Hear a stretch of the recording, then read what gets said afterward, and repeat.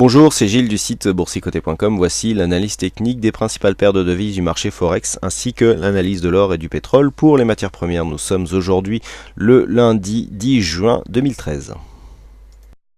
Avec pour débuter cette analyse un aperçu sur la paire de devises euro-dollar. Donc l'euro-dollar qui reste ici sur une tendance haussière puisqu'après avoir cassé ici cette zone des 1,3212, les cours ont consolidé comme un peu c'était attendu. Nous avions été une forte amplitude sur le MACD dans un contexte suracheté. Phase de consolidation qui est revenue ici au contact de la moyenne mobile 20 exponentielle, qui a confirmé ici un quatrième contact même sur cette zone de support oblique haussière et donc qui confirme pour l'instant la continuité de cette tendance en tout cas actuellement, puisque nous avons ici un retournement du MACD qui est en train de s'effectuer, et ce retournement sera confirmé sur une cassure haussière de cette zone de point haut qui se situe à 1,3306. Donc pour l'instant, le rebond semble bien parti. Le contact ici avec la moyenne mobile 20 exponentielle a été très rapide et donc il semblerait que l'euro-dollar continue ici sur cette zone, suite à un appui sur cette moyenne mobile pour confirmer sa tendance haussière court terme. Donc pour l'instant, pas de problème particulier. Bon, on a des zones d'invalidation assez basses pour le mouvement haussier court terme. Il faudrait vraiment que l'on commence déjà par repasser sous les 1,3107 pour commencer à risquer un retournement.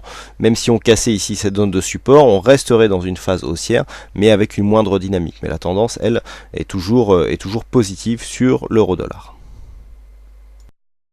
Sur le câble, la configuration est assez similaire. On a quasiment la même chose que ce qu'il y a sur l'euro-dollar, avec ici la cassure de cette zone de résistance des 1,5607, qui était une zone, ici une précédente zone de point haut qui avait été pas mal testée. Donc le fait que l'on casse ici, même si on est revenu sous cette zone pour consolider, est tout de même un signe de force de cette phase haussière.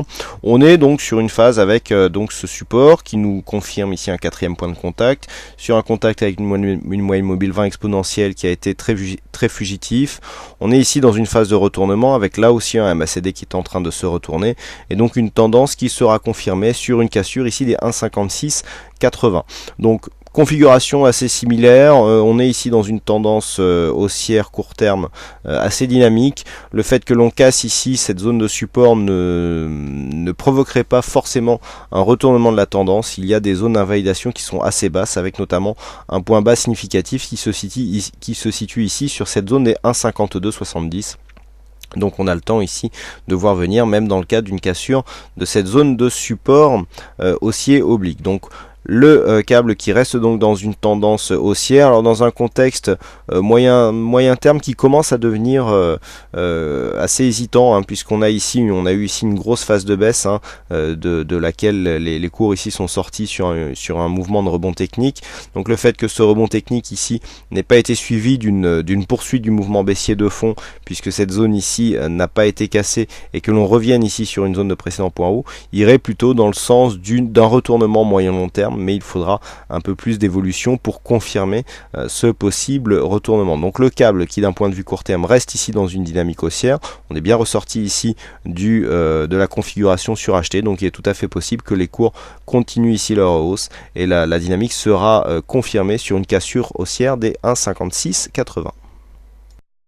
Et on continue avec le dollar yen. Donc le dollar yen qui a marqué une accélération baissière ici en fin de semaine dernière, avec un point bas proche ici de cette zone des 95 yens pour 1 dollar, ce qui constitue un quasi retournement de la tendance moyen terme, puisque nous avions ici une zone de point bas qui se situait à 97 yens pour 1 dollar. Et bien nous avons cassé cette zone et donc a marqué un point bas ici inférieur à cette zone. Alors nous avions déjà défini ici cette zone comme une possible cassure ici de ligne d'eau, notamment à 97, qui pourrait nous donner ici une anse avec tasse inversée. Donc nous avions quantifié l'objectif, puisqu'ici pour ligne d'eau à 97 et un fond de tasse à 103,70, et bien cela nous donnait 6,70 yens pour 1 dollar de possible de possibles baisses, donc ce qui nous donne approximativement un objectif à 90 yens pour 1 dollar.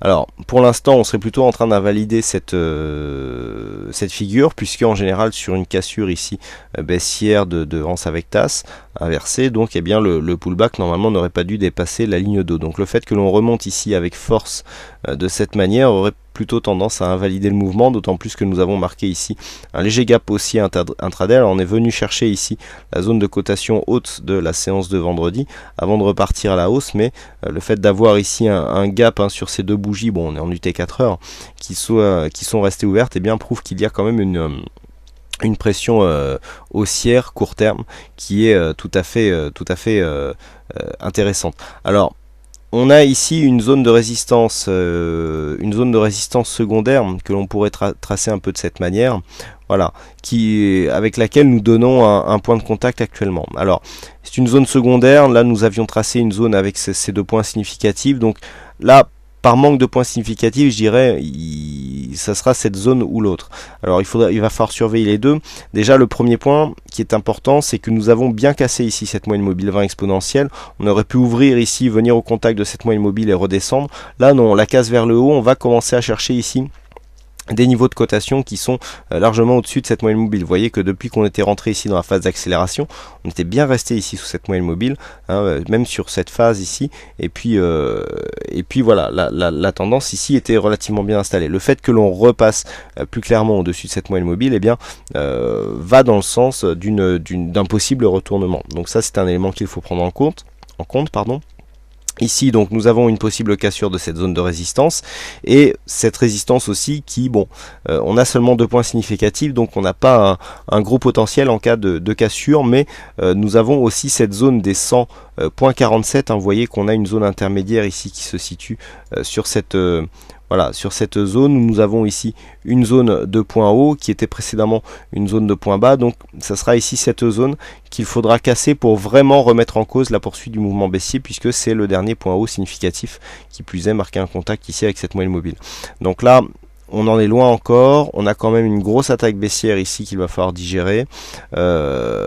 Voyons déjà la réaction sur ces deux moyennes mobiles, sur les zones horizontales intermédiaires, avant de conclure à un possible retournement ou pas. Et donc bon, dans le cas d'une cassure ici à 100.40, eh bien, une cassure haussière bien sûr, eh bien là on pourrait commencer à se dire qu'effectivement le retournement haussier serait possible, et donc on sera attendu ici sur la zone des précédents points hauts, au-delà des 103 yens pour 1 dollar. Mais pour l'instant, la tendance baissière ici, d'un point de vue court terme, reste bien installée. Nous passons aux matières premières avec l'or, donc l'or qui eh bien confirme ici sa cassure. Donc nous avions une sortie de dynamique ici qui se faisait dans un range. Je vous avais signalé vendredi ici la cassure de ce range par le bas, avec une zone de support ici qui correspond au retracement des 23,6% de Fibonacci par rapport à cette phase. Alors c'était par rapport à cette phase de baisse que nous avions ici. Non, pardon, on était un peu plus loin. Oui voilà, c'est donc la phase des 23,6 ici qui reste la tendance. La dynamique ici de référence. Alors bon, on reste ici sur cette zone. Cette zone est devenue une zone de support sur une cotation court terme. Le fait de casser ici et de confirmer par une cassure des 1366, eh bien reviendrait rallumer le spectre, je dirais, d'une poursuite du mouvement baissier qui a été impulsé sur cette dynamique. Alors forcément, plus on s'éloigne, plus l'influence de la dynamique sera faible, mais nous avons quand même des zones ici qui sont relativement basses, et le fait de les casser comme ça à la baisse, eh bien pourrait réactiver une dynamique baissière, donc qui reste orientée à la baisse sur l'horizon moyen long terme. Donc ça c'est dans l'éventualité où nous aurions une cassure de cette zone des 1338 dollars l'once, avec une confirmation sous 1321,9. Pour l'instant donc on est sur une perte de dynamique court terme. Clairement nous avons cassé ici une zone de point bas intermédiaire pour venir rejoindre ici ce retracement. Il y avait un petit mouvement ici, un petit mouvement court terme soutenu par ce support. Donc ce support, après avoir été cassé par 2 fois, eh bien, est devenu résistance, et donc là les cours s'écartent et on commence à venir casser des récents points bas significatifs. Donc là pour l'instant on est plutôt sur une dynamique haussière, puisqu'on était légèrement survendu ici sur cette phase avec un retournement du MACD. Mais sur un contact ici avec les 1400 $ l'once, eh bien il pourrait y avoir une accélération qui se confirmerait donc sur la cassure déjà de cette zone de 1366, puis ici 1338 et les récents points bas, donc d'un point de vue moyen long terme. Donc là on est toujours entre deux eaux, on était sur une prédominance haussière précédemment, on est maintenant sur une prédominance baissière, on est ici entre la bolle inférieure et la moyenne mobile exponentielle.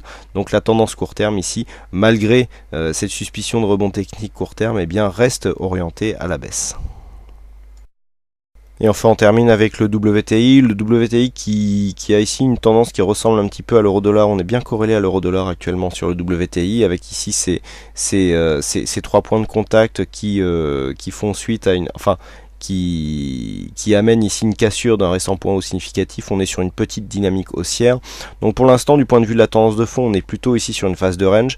Après une fausse cassure à la baisse ici qui a été tout de suite reprise, on est bien ici installé entre cette moyenne mobile 20 et la bande de Bollinger supérieure.